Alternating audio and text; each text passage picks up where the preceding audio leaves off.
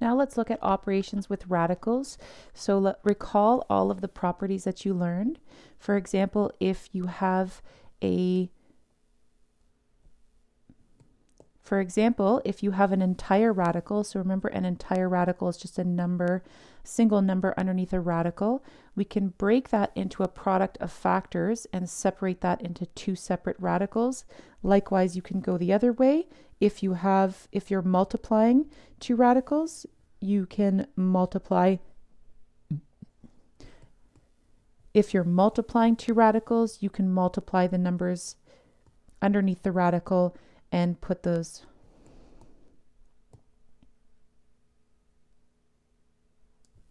We have multiplication properties, so you can split an entire radical, so that's just a number underneath a radical, into a product of two separate radicals. And when we're multiplying radicals, we multiply the coefficients out front and then we multiply the radical portion. If you're dividing, you can break a division of an entire radical into two separate radicals.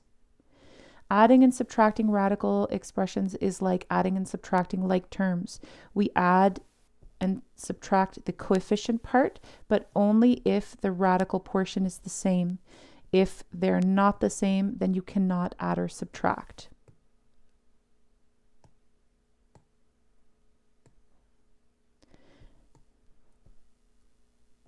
Remember, this is a mixed radical, so it has a coefficient part and a radical part. Hello? Hi. Hi. What's up?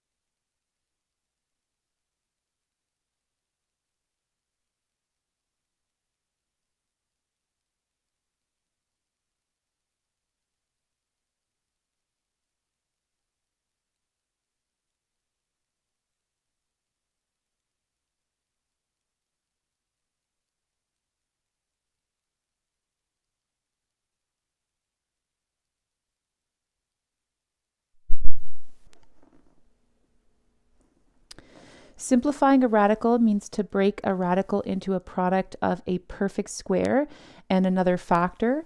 If the number under the radical doesn't have a perfect square factor, then it cannot be simplified any further. So for example, if I have the square root of 80, 80 breaks up into square root of 16 and 5. 16 is a perfect square. So we evaluate the perfect square part, that becomes the coefficient, and then we leave the non-perfect square under the radical sign.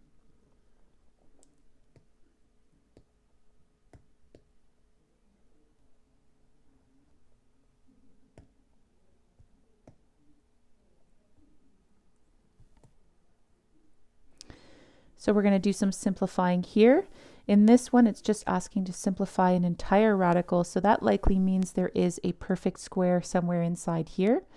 288 can be divided by 2 to give me the perfect square of 144. So I'm going to break this into a product of 144 times root 2.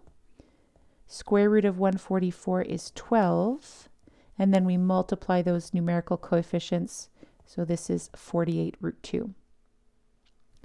In here, we're adding and subtracting. We cannot add or subtract any of these right now because the radical part is not the same. So we need to simplify those radicals.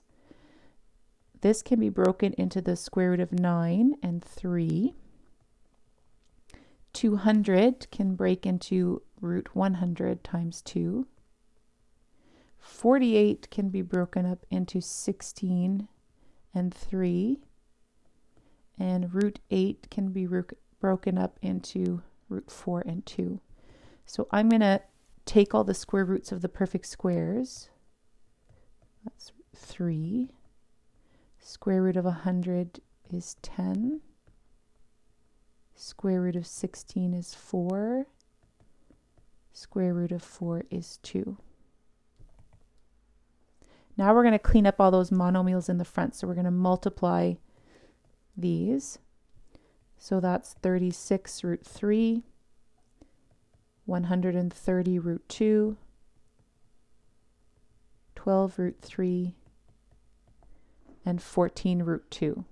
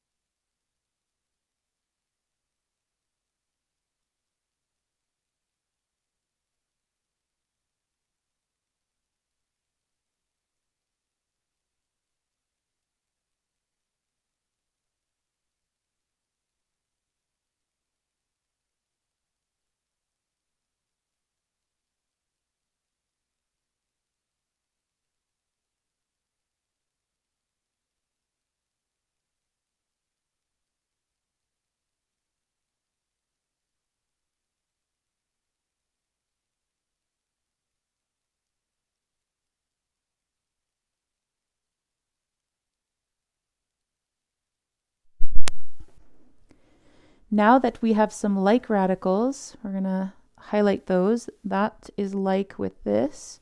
The other two are like. So we add and subtract the coefficient and we leave the radical part the same. 36 minus 12 is 24 root 3. And negative 130 plus 14 is negative 116 root 2. Here we can use FOIL. So we're going to multiply 1 times 3 is 3. We multiply the coefficient, so that's 1 times 8, negative 8, and then the radical part stays the same. In here we're multiplying negative 2 times 3, which is negative 6, and that root 12 is going to stay the same. And then lastly, negative 2 times negative 8 is positive 16, and root 12 times root 2 is root 24. I don't have any like radicals, but I'll see if I can simplify any of them. That root 2 won't change. Root 12 can be broken up into root 4 times root 3. And root 24 can be broken up into root 4 times root 6. So I will do this part.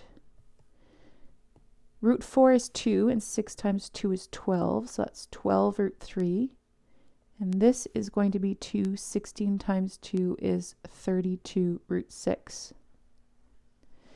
I still don't have any like radicals, so I would have to stop here. But all of the radicals are in simplified form, which is necessary. We already did a question like this previously, so we'll just practice this again. Remember, in quadratic formula, if it asks you to write things in simplified radical form, you need to start by simplifying the radical portion. Then we common factor the numerator and reduce with the denominator. So that 56 can be broken up into 4 square root of 4 and square root of 14,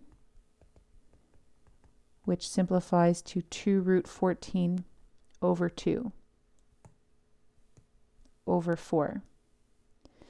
These all have a common factor. So we're going to do some reducing, but we're going to common factor from the numerator first. That's going to be a 2. I'm going to take out that 2, which leaves me with negative 1 plus or minus root 14 over 4. And then I'm going to reduce the fraction on the outside, that 2/4. That reduces to 1/2. So that leaves me with negative 1 plus or minus root 14 over 2.